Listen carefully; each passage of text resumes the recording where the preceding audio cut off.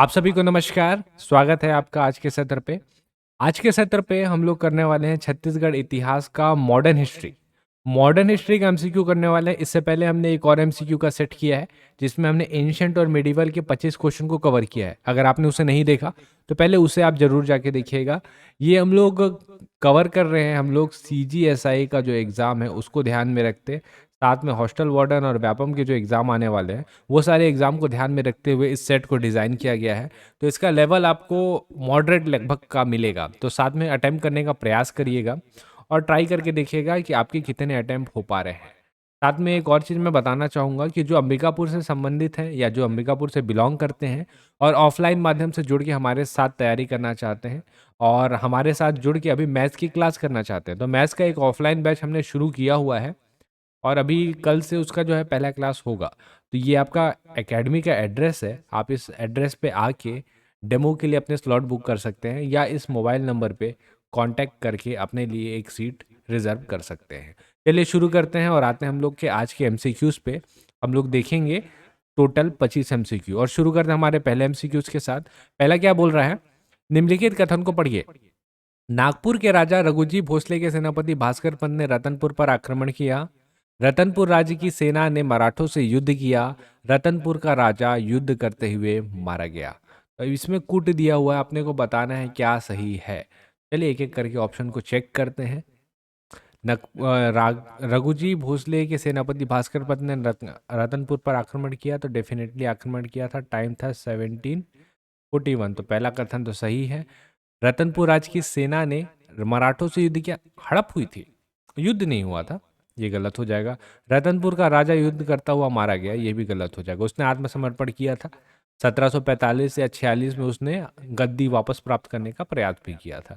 तो पहला सही है, तो केवल एक सही आपको मिल रहा है, केवल एक सही इसका सही आंसर हो जाएगा। अगला, मराठों ने छत्तीसगढ़ पर किस वर्ष आक्रमण किया था, ये तो मैंने अभी आपको ऊपर ही बता दिया। 1741 पर आक्रमण किया था और आपका आक्रमण हुआ था रघुनाथ सिंह के ऊपर। रघुनाथ सिंह के ऊपर आक्रमण हुआ था। ऐसा नहीं है कि वो पूर्ण रूप से हार गया था, बाद में उसने राजगद्दी प्राप्त करने की कोशिश की थी 1745 1746 आसपास में, लेकिन वो पूर्ण रूप से सफल नहीं रहा था। बाद में प्रत्यक्ष मराठा शासन यहाँ पे शुरू हो जाएगा मोहन सिंह के बाद। अगला, छत्तीसगढ़ में किस भोसला शासक के शासनकाल में इस राज्य में सूबा व्यवस्था लागू किया गया था? बिम्बाजी भोसले, वेकनजी भोसले, चिमनाजी भोसले या अप्पाजी भोसले? तो इसका सही आंसर हो जाएगा, वो हो जाएगा सूबा शासन ना, ऑप्शन नंबर बी वेकनजी भोसले इसका सही आंसर हो जाएगा। अब थोड़ा सा अगर हम लोग डिटेलिंग में जाए तो देखिए, अभी हमने क्या देखा था, रघुनाथ सिंह शासन करेगा। उसके बाद इसको हटा के लेके आएंगे मोहन सिंह, ये रहते हैं दो कलचुरी जो शासन कर रहे हैं। और फिर मोहन सिंह को हटा के आते हैं बिम्बाजी भोसले, जो प्रत्यक्ष रूप से मराठों का प्रतिनिधित्व छत्तीसगढ़ में करेंगे। अब बिम्बाजी भोसले की मृत्यु के पश्चात वेकनजी भोसले, इनको रहना था नागपुर में, तो सोचे क्या किया जाए। तो एक अलग व्यवस्था इन्होंने देखा कि सूबा नाम का व्यवस्था पहले मराठा यूज करते आ रहे थे, तो इन्होंने सोचा छत्तीसगढ़ में सूबा लगा देते हैं। ये सूबा व्यवस्था यहाँ पे लागू कर दिए थे और सूबा व्यवस्था के तहत आए थे सूबेदार हमारे पास। मुख्यालय ध्यान रखिएगा, मुख्यालय सूबा का जो था वो था आपका रतनपुर, ठीक है। अंग्रेजों से ठीक पहले छत्तीसगढ़ पर इनमें से किसका शासन था? मराठा, कलचुरी, सोमवंशी या नागवंशी? तो ठीक पहले पूछा है, ठीक पहले आपके मराठा थे और मराठा के जाने के बाद आपके अंग्रेज आएंगे। ठीक, बीच में भी मराठा थे और इसके बाद भी मराठा आएंगे। 1818 से लेकर 1830 तक अंग्रेजों का शासन रहता है। फिर उसके बाद 54 से हम लोग पूर्ण रूप से छत्तीसगढ़ पे कब्जा कर लेते हैं, लेकिन उससे पहले जो रहते हैं मराठा ही शासन करते रहते हैं। छत्तीसगढ़ में मराठा शासन के दौरान निम्न सूबेदार नियुक्त हुए थे: केशव गोविंद, विट्ठल राव दिनकर, महिपत राव दिनकर और बीकाजी गोपाल। तो ये हमेशा आपका पूछा 4-5 बार शायद ये वाला क्वेश्चन पूछा हुआ है व्यापम और सीजीपीएससी दोनों में, तो इसको जरूर देख लीजिएगा। मिलान करने के लिए हमेशा आता है। महिपत राव से शुरू हुआ था, तो सबसे शुरुआत 3 से होना चाहिए, महिपत राव, उसके बाद विट्ठल राव, फिर आपका हो जाएगा केशव गोविंद और लास्ट में हो जाएगा आपका बीकाजी गोपाल। तो 3-2-1-4 कहीं दिख रहा है आपको? जी हाँ, दिख रहा है अपने को 3-2-1-4, ऑप्शन नंबर सी पे मिलेगा 3-2-1-4। तो 3-2-1-4 इसका सही आंसर हो जाएगा, ठीक है। अगले क्वेश्चन पे आते हैं। छत्तीसगढ़ पहली बार किस वर्ष अंग्रेजी शासन के अधीन हुआ? 1801, 1812, 1818 या 1800? 54। इसका सही आंसर करिए। प्रथम बार बोला है ना, सही आंसर हो जाएगा 1818। अब इसको समझिएगा। 1818 में तीसरा आंग्ला मराठा युद्ध होता है, जहां पे मराठा हार जाते हैं, तो उनके हाथ से नागपुर चला जाता है।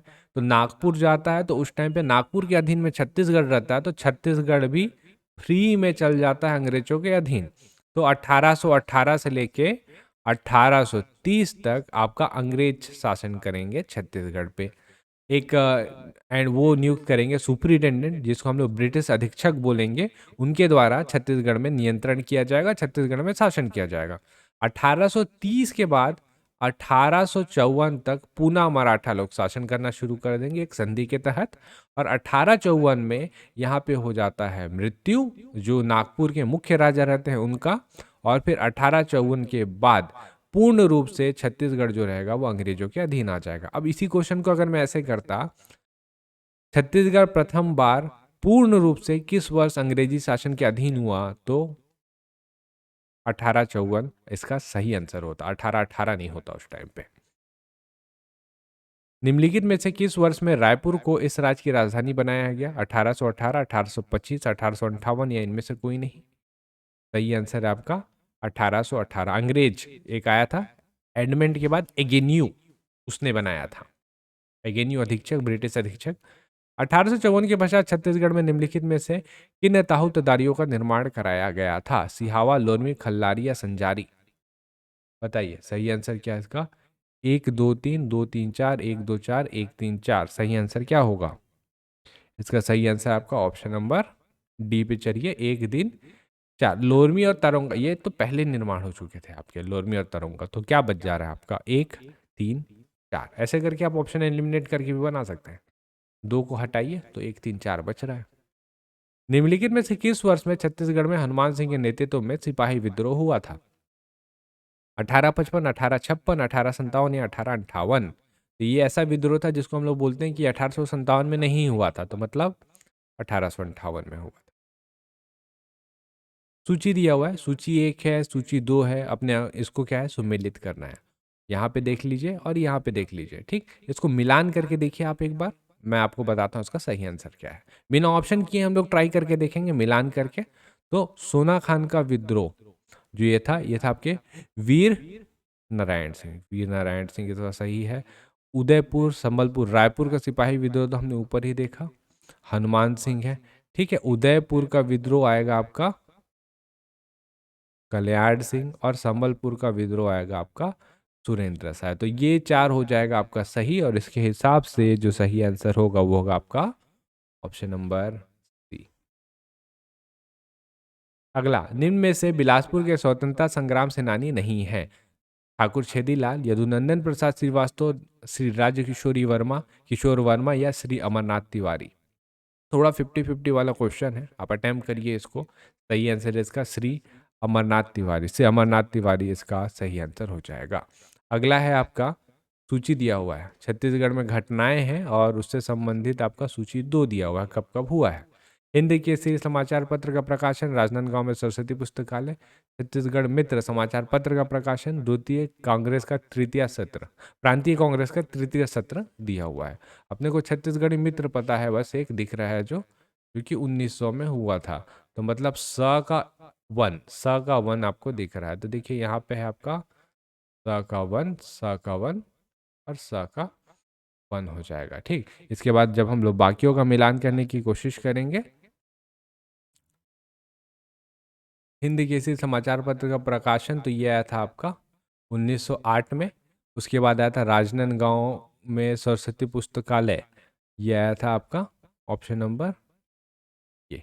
तो जब इसको आप ऐसा करके मिलान करेंगे, तो इसका जो सही आंसर तैयार होगा वो होगा आपका ऑप्शन नंबर ए इसका सही आंसर है। अगला, निम्नलिखित में से कौन 1920 के कंडेल नहर सत्याग्रह से संबंधित नहीं थे?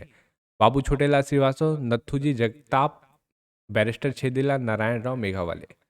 सही आंसर है बैरिस्टर छेदीलाल, ये तो बिलासपुर के हैं।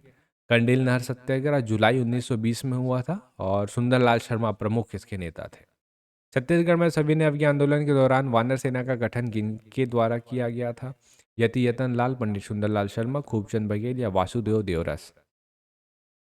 सही आंसर है आपका ऑप्शन नंबर डी के साथ चलिए, वासुदेव देवरस इसका सही आंसर। निम्नलिखित में से कौन सा कथन सही है? 20 दिसंबर 1920 को महात्मा गांधी का छत्तीसगढ़ के रायपुर में आगमन हुआ। 21 दिसंबर को वो धमतरी पहुंचे, वहां एक जनसभा को संबोधित किया। रायपुर में उन्होंने आनंद समाज वचनालय में महिलाओं को संबोधित किया। सही आंसर है इसका ऑप्शन नंबर डी। 1 2 3 तीनों सही है। अगला, असहयोग आंदोलन में दुर्ग के इन वकीलों ने वकालत का परित्याग किया था। रामदयाल तिवारी, घनश्याम सिंह गुप्त, प्यारेलाल सिंह या रत्नाकर झा। अपने को देखिए, जो अपने को पता है, जो एकदम दुर्ग के ही हैं, वो है आपके घनश्याम सिंह गुप्त और साथ में पंडित रत्नाकर झा। तो 2 और 4 तो होगा। अब 2 और 4 देख लीजिए कहाँ पे हैं। 2 और 4 आपको सिर्फ एक ही जगह पे मिलता है। अब यहाँ पे ठाकुर प्यारेलाल सिंह यहाँ के हैं या नहीं है के संशय में आप फंसेंगे। ये ठाकुर प्यारेलाल सिंह या तो राजनांदगांव या तो रायपुर होना चाहिए। लेकिन यहाँ पे आपको क्या करना है, ऑप्शन के साथ जाना है। ऑप्शन के हिसाब से आपका ये सही बैठ रहा है, तो ये सही आंसर होगा। ऐसे व्यापम के क्वेश्चंस आते हैं, इसको ध्यान रखिए और प्रैक्टिस करके रखिए। ऐसा नहीं है कि ये कुछ भी है, ऐसे क्वेश्चंस आते हैं। ठीक है। अगला, भारत छोड़ो आंदोलन के दौरान अगस्त 1942 में रायपुर के निम्नलिखित में से किस व्यक्ति ने नागपुर के उच्च न्यायालय भवन पर तिरंगा ध्वज फहराया था? रामदीवाल तिवारी, रामानंद दुबे, ठाकुर रामकृष्ण सिंह, पंडित रविशंकर शुक्ल। तो इसका सही आंसर है आपका option number C, Thakur Ramkrishna Singh. Bharat छोड़ो आंदोलन के समय रायपुर के डिप्टी कमिश्नर कौन थे? R K Patil, ED Brett, mister Gear या मोहम्मद अली। तो ये थे हमारे option number A, are K Patil. Chhattisgarh में राष्ट्रीय आंदोलन के समय सत्याग्रह आश्रम की स्थापना किसने की थी? पंडित सुंदरलाल शर्मा, रविशंकर शुक्ल, विशंबर पटेल, ठाकुर प्यारेलाल। तो याद रखिएगा, सत्याग्रह ना, और इनको छत्तीसगढ़ का गांधी भी बोलते हैं। हम लोग के हो जाएंगे सुंदरलाल शर्मा जी। निम्न में से रायपुर षड्यंत्र केस के प्रमुख नेता कौन थे? ईश्वरी चरण शुक्ल, परसराम सोनी, बिलक नारायण अग्रवाल या सुधीर मुखर्जी। तो मुख्य बोला है, और रायपुर षड्यंत्र केस परसराम सोनी के साथ हम लोग जाएंगे। ठीक है। बिलक नारायण अग्रवाल आपका डायनामाइट केस, जो रायपुर डायनामाइट केस था, उसके मुख्य नेता आपके बिलक नारायण अग्रवाल होंगे। निम्न में से कौन सी घटना का संबंध रायपुर जिला राजनीतिक सम्मेलन से नहीं है? इस सम्मेलन में रविशंकर शुक्ल की गिरफ्तारी हुई थी। 22 कांस्टेबलों ने त्यागपत्र दिया था। सीए क्लार्क व जोन्स ने टिकट लेकर प्रवेश किया था। मई 1921 में इस सम्मेलन का आयोजन कराया गया था। बताइए इसका सही आंसर क्या होगा? सही आंसर जो इसका है वो है आपका ऑप्शन नंबर बी, 22 कांस्टेबलों ने त्यागपत्र दिया था। यहाँ पे 22 कांस्टेबलों ने त्यागपत्र नहीं दिया था, 16 लोग थे जिन्होंने त्यागपत्र दिया था। ये थोड़े से क्लोज ऑप्शन वाले क्वेश्चन थे, 16 लोग। और बाकी चारों ऑप्शन इसमें सही है। मई 1921 ही इसका सही आंसर होगा। अगला, निम्नलिखित में से कौन सी घटना का संबंध रघुनंदन सिंगरौल से नहीं है? दुर्ग की कचोरी में आग लगाए थे, नरेंद्र सिंह नामक पुलिस अधिकारी पर प्रहार, नगर पालिका भवन में आग लगाए थे, जसवंत सिंह की हत्या। तो ऐसे कुछ क्वेश्चन रहते हैं जो 50-50 में रहते हैं। बताइए दो में से कौन सा गलत है? चलिए इसका सही आंसर मैं बता देता हूँ आपको। ये है आपका option number D, Jaswant Singh की हत्या। ये जो आप जसवंत सिंह नाम का व्यक्ति देख रहे हैं, इन्होंने सहयोग किया था रघुनंदन सिंगरौल जी को नगर पालिका भवन में आग लगाने के लिए। तो ये वाला जो नरेंद्र सिंह नामक पुलिस अधिकारी पर प्रहार है, ये सही घटना है, हुआ था ये। बस्तर बस्तर वासियों क्या है, ये नारा कौन से आदिवासी आंदोलन से संबंधित है? भूमकाल, मुड़िया, मेरिया या लिंगागिरी विद्रोह। तो बहुत फेमस आंदोलन है, एनसीईआरटी के बुक्स पे भी मिलेगा आपको। ये है आपका ऑप्शन नंबर ए, भूमकाल विद्रोह, 1910 का भूमकाल विद्रोह। निम्न में से छत्तीसगढ़ की सबसे बड़ी रियासत कौन थी? खैरागढ़, रायगढ़, बस्तर या सरगुजा। बताइए सही आंसर क्या होगा इसका? इसका सही आंसर है आपका option option number C, Bastar रियासत। और लास्ट क्वेश्चन है आप लोगों के लिए, निम्न में से किस वर्ष में छत्तीसगढ़ के रियासतों का भारत संघ में विलय सम्मिलित हुआ या विलय हुआ था? 15 अगस्त 1947, 26 जनवरी 1950, 1 दिसंबर 1947 या 1 जनवरी 1948। इसका सही आंसर है आपका ऑप्शन ऑप्शन नंबर डी, 1 जनवरी 1948। ये इसका सही आंसर है। तो ये थे हमारे कुल 25 क्वेश्चन मॉडर्न के। आपको कमेंट करके बताना है कि आपके इसमें से कितने बन रहे हैं। क्वेश्चन का लेवल हमने ज़्यादा हार्ड नहीं रखा है। शुरुआत में अभी तो हम लोग प्रैक्टिस के स्टेज पे हैं। अब थोड़ा सा क्या है, थोड़ा और अच्छा प्रैक्टिस हो जाए, उसके बाद मैं आपको थोड़े से इसके हार्ड क्वेश्चन भी कराऊंगा। अगला वीडियो आप किस पे देखना पसंद करेंगे मुझे कमेंट करके ज़रूर बताइएगा। प्लानिंग मेरी जनजाति की है, अगर आप चाहेंगे तो फिर मैं जनजाति का एक सेट जो रहेगा वो अपलोड करूँगा। क्वेश्चन के लेवल आपको अच्छे मिलेंगे और प्रैक्टिस आपका अच्छा खासा चलता रहेगा। प्रैक्टिस करते रहिएगा। सीजीएसआई, साथ में हॉस्टल वार्डन या लेबर इंस्पेक्टर हो गया। अभी आपको एग्ज़ाम के फॉर्म नहीं दिख रहे हैं, लेकिन जब आपके एग्ज़ाम के फॉर्म आएंगे ना तो धड़ल्ले सर बहुत तेज़ी से एग्ज़ाम के फॉर्म आएंगे। तो वहाँ पे जो अभी प्रिपरेशन में रहेंगे उनको ही सर बेनिफिट होगा। चलिए हम लोग मिलेंगे अगले वीडियो पे। तब तक के लिए आप सब पढ़ते रहिए और आप सभी का बहुत बहुत धन्यवाद।